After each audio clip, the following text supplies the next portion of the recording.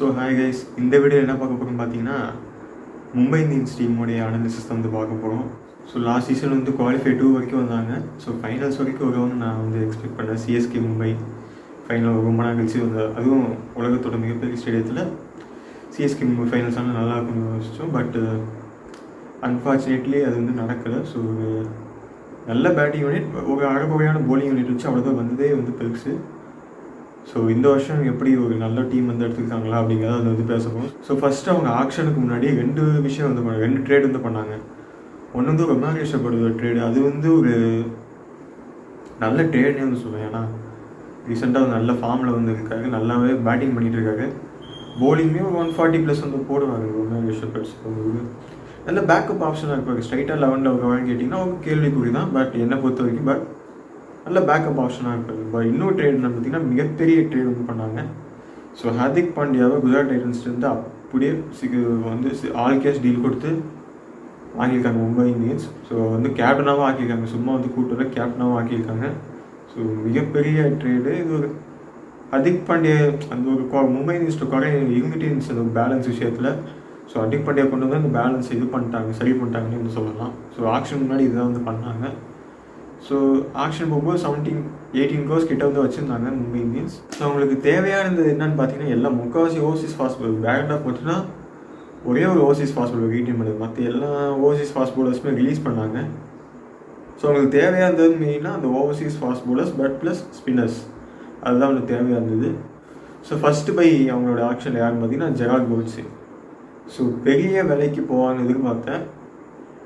ஒரு 10 crores கிட்ட 12 crores கிட்ட போவான்னு எதிர்பார்க்கப்பட்ட ஒரு ஜெரால்ட் கோட்ஸே ஒரு 5 crores வந்து கிடைச்சாங்க மும்பை இந்தியன்ஸ்க்கு. ஒரு செம்மையான ஸ்டீல்லே வந்து சொல்லலாம். ஏன்னா பும்ரா ஒரு பக்கம், ஜெரால்ட் கோட்ஸே இன்னொரு பக்கம்னு சொல்லிட்டு ஸ்லாக் ஓவர்ஸில் நல்லா வந்து போடுவாங்க.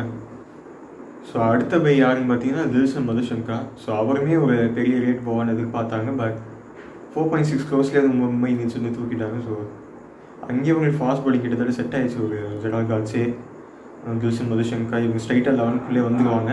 மதுஷங்கா பும்ரா இவங்க வந்து நியூ பாலில் போடுவாங்க. ஜெரால்ட் கோட்ஸே மிடில் ஓவர்ஸில் வந்து போடுவார். இதில் ஸ்லாக் ஓவர்ஸில் வந்து பும்ரா ஜெரால்ட் கோட்ஸே அந்த காம்பினேஷன் வந்து அவங்க தேவைப்பட்ட ஹார்திக் பாண்டியா போடுவார். ஸோ இதிலே உங்களுக்கு போலிங் லைனப் வந்து நல்லாவே செட் ஆகிடுச்சு. மிடில் ஓவர்ஸில் பியூஷ் சாவ்லா வருவார். ஸோ இதை விட இப்போ அந்த போலிங் லைனப் எதுவும் தேவை இல்லை கேட்டால் நல்லாவே செட் ஆகிருக்கு போலிங். ஸோ அடுத்தவங்க பிக்ஸ் பார்த்தீங்கன்னா பேக்கப்ஸ் தான் எடுத்தாங்க. ஸோ ஸ்ரேயஸ் கோபால் லெக் ஸ்பின்னர் எடுத்தாங்க பியூஷ் சாவ்லாக்கு பதிலாக. பியூஷ் சாவ்லாக்கு பேக்கப்பாக வந்து எடுத்தாங்க. ஸோ மேபி பியூஷ் சாவ்லா வந்து ஒரு அவுட் ஆஃப் ஃபார்ம் வந்து போனாங்கன்னா ஸ்ரேயஸ் கோபால் வந்து ஆட வைப்பாங்க. ஸோ அடுத்தவங்களோட பிக்கை பற்றி பேசணும்னா நுவான் துஷாரா. இது வந்து ஒரு அன்எக்ஸ்பெக்டடான பை தான் மும்பை இந்தியன்ஸ் பொறுத்த வரைக்கும். கிட்டத்தட்ட மல்லிங் ஆக்ஷனில் தான் வந்து போடுவார். நல்ல யாக்கர் வச்சுருக்காரு அவர்கிட்ட. அவரோட நேச்சுரல் ஆக்ஷன்லேயே அவுட் ஸ்விங் போட முடியும், அவுட் ஸ்விங் போட முடியும் அவரால் நேச்சுரல் ஆக்ஷன் வச்சுக்கிட்டு. ஸோ டெத் ஓவர்ஸ்க்குமே நல்ல யாக்கர் வந்து போடுவார். அந்த இதில் T10 லீக்லாம் வந்து நல்லா பண்ணியிருக்காரு. ஸோ அந்த இதில் தான் அவங்க வந்து எடுத்துருக்காங்க மும்பை இந்தியன்ஸ். ஸோ 4.8 crores கொடுத்து வந்து எடுத்துருக்காங்க. அகெயின் அவர் பேக்கப்பாக தான் இருப்பார். ஜெரால்ட் கோட்ஸேக்கு பேக்கப்பாக நுவான் துஷாரா வந்து இருப்பாருங்கிறது தான் என்னோட ஒப்பீனியன். ஸோ முகமது நபி அவர் வந்து எடுத்தாங்க. ஸோ என்னை கேட்டால் ஸ்ட்ரைட்டாக 11க்குள்ளே வந்துடுறாரு. நல்ல பை முகமது நபியை பொறுத்த வரைக்கும் 1.5 crores கொடுத்து வந்து எடுத்துருக்காங்க. நல்ல பைன்னு தான் சொல்லணும். மும்பை இந்தியன்ஸை பொறுத்த வரைக்கும் ஸ்ட்ரைட்டாக 11லேயே ஆடுவார். அவருடைய எக்ஸ்பீரியன்ஸ், அவருடைய பேட்டிங் கேப்பபிலிட்டி, போலிங், இந்த பவர் பிளே அது வந்து நல்லாவே தெரியும். ஸோ அதை நம்பி தான் மும்பை இந்தியன்ஸ் எடுத்துருக்காங்க டெலிவர் பண்ணுவாங்கன்ட்டு. அவருடைய எக்ஸ்பீரியன்ஸை ஸ்பின்னர் பார்க்கலாம் என்ன பண்ணுறாரு அப்படிங்கிறது. மீதி பைஸில் பார்த்தீங்கன்னா ஒரு அன்ஷுல் கம்போஜ் அப்படின்னு சொல்லிட்டு நல்ல ஃபாஸ்ட் பவுலர். அஸ்வின்மே அவரை பற்றி நிறையா நல்ல கமெண்ட்ஸ் வந்து சொல்லியிருக்காரு. ஸோ பார்க்கலாம் சான்ஸ் கொடுத்து அவர் நல்லா பண்ணுறாரு அப்படிங்கிறது. அடுத்து பார்த்திங்கன்னா நாமந்தர் அப்படின்னு சொல்லிட்டு ஒரு பஞ்சாப் ஹார்ட் ஹிட்டிங் பேட்டர் வந்து எடுத்துருக்காங்க. ஸோ இவருமே பார்க்கலாம் எப்படி பண்ணுறாரு அப்படிங்கிறத. அண்ட் தென் ஷிவாலிக் சர்மா அவரும் வந்து 20 lakhs கொடுத்து வந்து எடுத்துருக்காங்க. ஸோ இவ்வளோ தான் மும்பை இந்தியன்ஸோட ஆக்ஷன் பைஸ் அண்டு நியூ பிளேயர்ஸ்லாம். ஸோ இன்னொன்று என்ன பண்ணுற பெரிய மூவ் என்ன பண்ணியிருக்காங்க பார்த்தீங்கன்னா ஹார்திக் பாண்டியா கேப்டன் ஆகியிருக்காங்க. ஸோ இப்போலேருந்தே உங்களோட ஃப்யூச்சர் வந்து யோசிக்க ஆரம்பிச்சிருக்காங்க. பட் என்ன கேட்டிருந்தால் மேபி ஒரு வருஷம் வெயிட் பண்ணியிருக்கலாம். But next time mega action இருக்குமா இல்லையா இருக்காதுன்னு சொல்லிட்டு நிறைய ரூமர்ஸ் பரவிட்டு இருக்கு. ஸோ ஒருவேளை மெகா ஆக்ஷன் நெக்ஸ்ட் இயர் இல்லைன்னா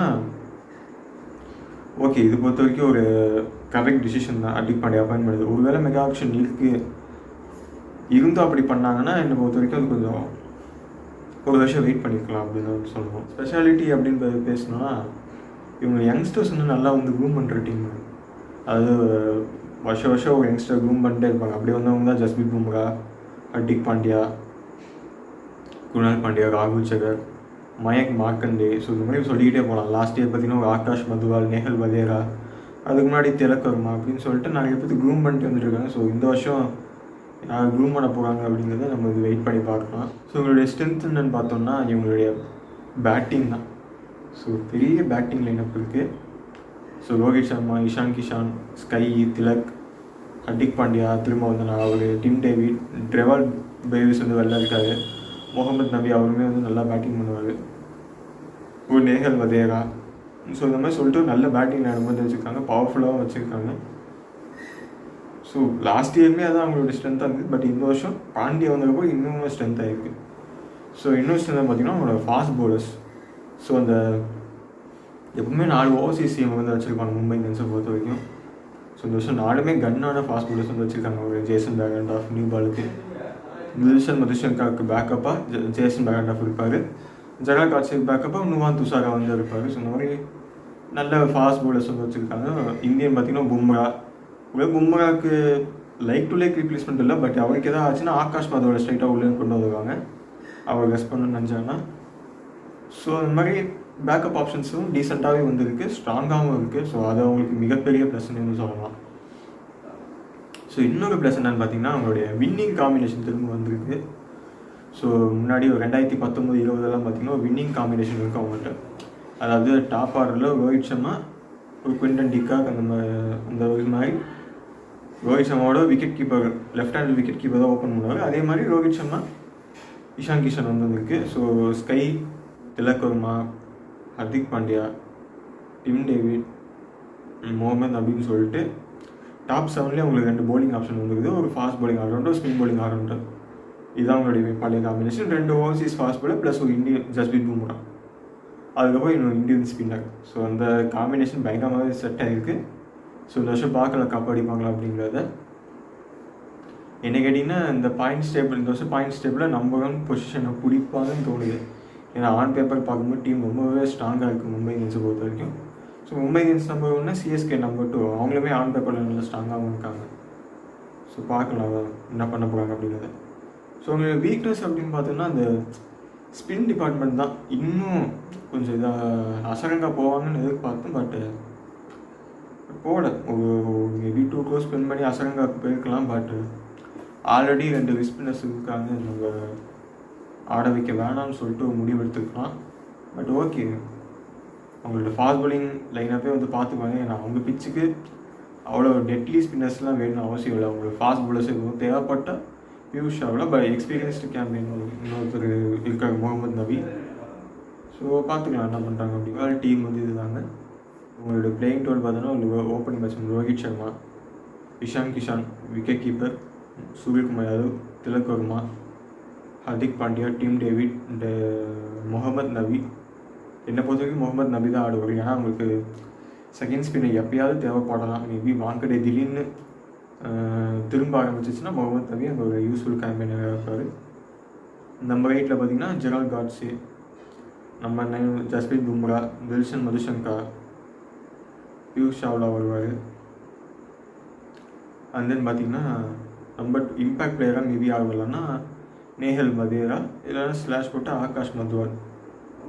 ஸோ எந்தஞ்சு மேக்ஸிமம் வதேரா தான் வருவார். ஏன்னா இவங்க மதுவால் வரணுங்க அவசியமே இல்லை இந்த fast bowling லைனப்புக்கு. So Nehal Vadra வந்து பேட்டிங் லைனப் இன்னும் டீப்பர் ஆகும். ஸோ பெரிய டோட்டல்ஸ்னு வரும்போது அது அவங்களுக்கு ரொம்பவுமே யூஸ்ஃபுல்லாக இருக்கும் மும்பை இந்தியன்ஸ் பொறுத்திருக்கும்.